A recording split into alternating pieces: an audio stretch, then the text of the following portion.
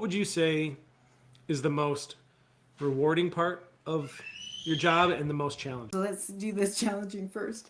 Is the the something that I've really tried to work on with my own coaching is not to just jump in and fix or or say, okay, well, this is what we're going to do, or this is the solution, because it's so short lived.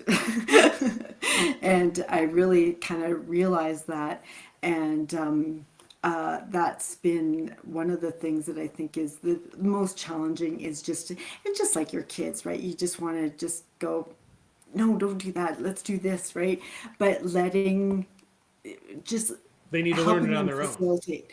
Yeah, helping facilitate that, I think is the hardest part because I am such a people pleaser and I just want everyone to be happy and successful and all of those kind of things. So I think that that's probably the hardest part for me, or the most challenging.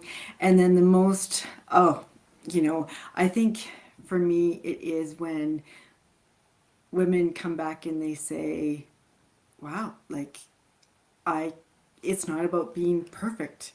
I had this today.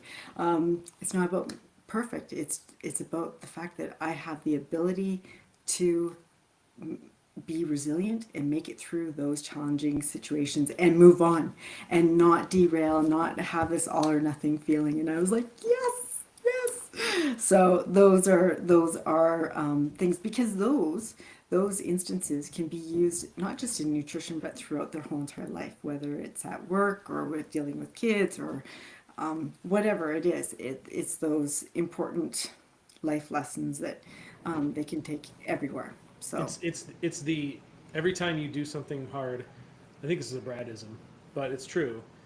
When you do something difficult, you like you've just proved that you can do those difficult things, and then that once you've proven that to yourself, it's like I can do this.